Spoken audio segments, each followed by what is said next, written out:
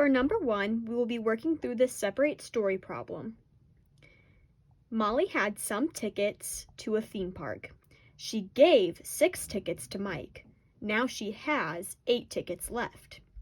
How many tickets did Molly start with?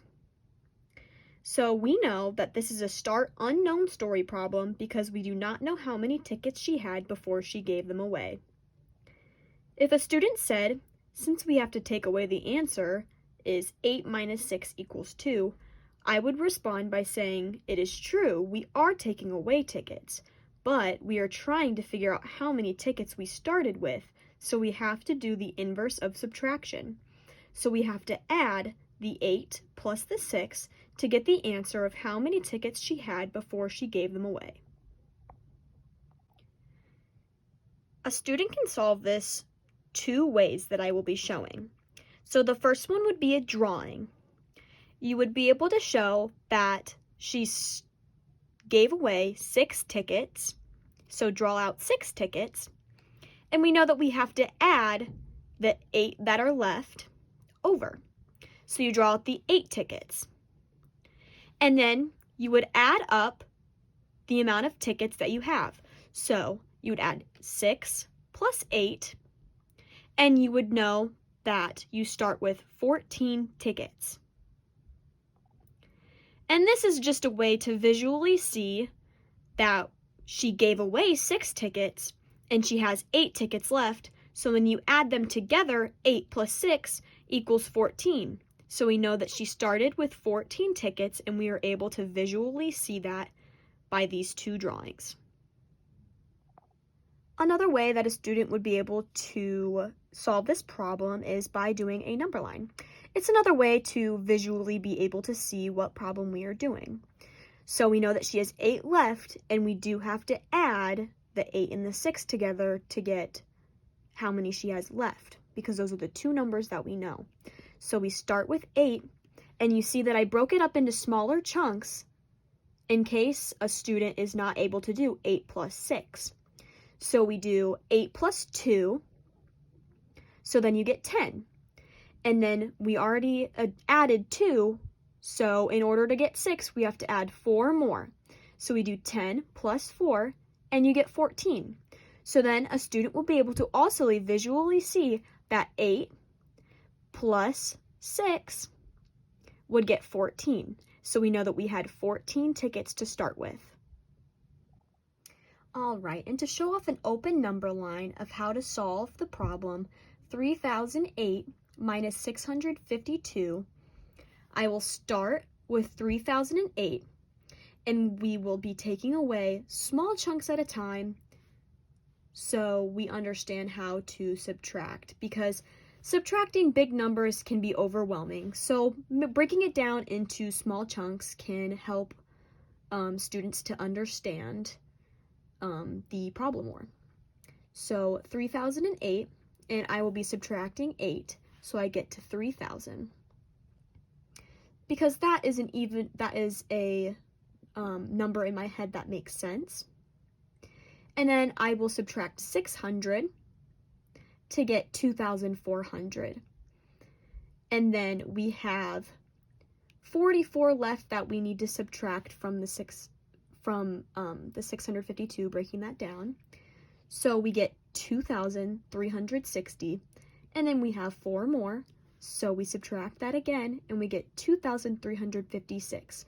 So the 8, the 600, the 40, and the 4 all add up to equal 652, which we are subtracting from 3008.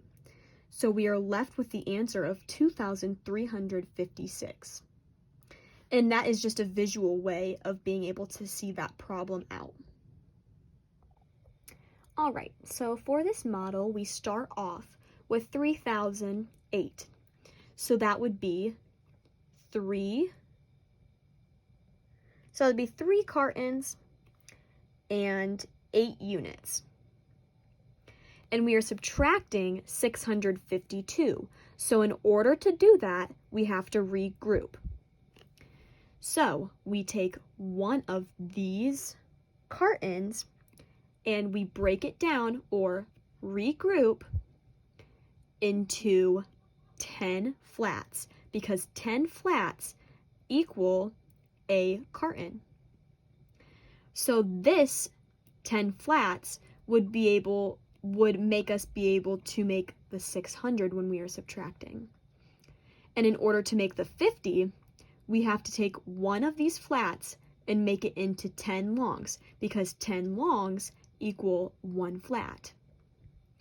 And we don't have to do anything with our units because there are 8 of them. So we have plenty to go around to subtract 2 from them. So I will show you in the next clip how to cross off, which is going to show that we are subtracting. All right, so in this base 10 model, we can see that now I have crossed off 652 total blocks. So I have crossed off 6 flats to stand for 600. I have crossed off 5 longs to stand for the 50 in 652, and I have crossed off 2 units to stand for the 2 in 652. So now I'm going to write out what we have left. All right, so we can see that we now have 2 cartons left, 3 flats, 5 longs, and 6 units, which make the answer of 2,356.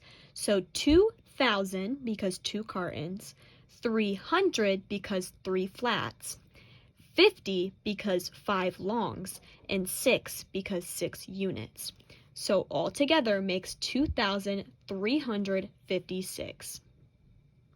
And that is how you regroup using the base 10 model. All right, now we'll be doing the standard algorithm form of the same problem, 3008 minus 652. So first we start in the ones place here and we do 8 minus 2, which is 6. And then we come to the tens place, but oh no, we can't do 0 minus 5, so we have to borrow. But we can't borrow from here either, so we borrow from the 3 in 3,000. So this becomes a 2, and then we cross off this, and it becomes a 10. But remember, we have to make sure that this can be subtracted. So this 10 actually becomes a 9, and this becomes 10. So that means we're doing 10 minus 5, which is 5. And then we're doing 9 minus 6, which equals 3. And then we have 2 to bring down. And that is how you carry in the standard algorithm.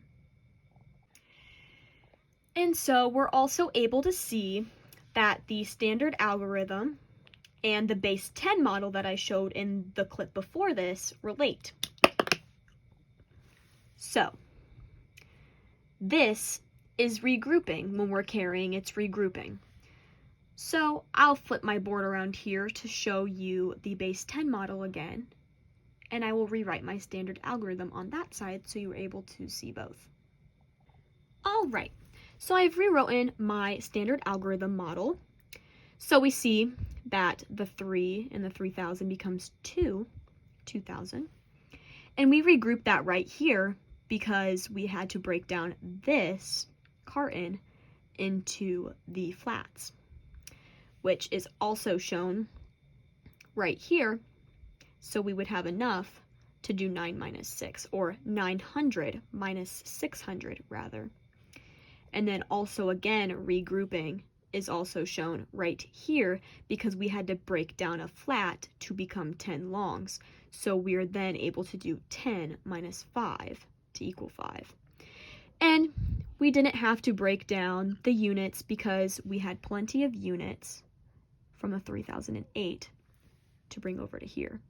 to subtract 652.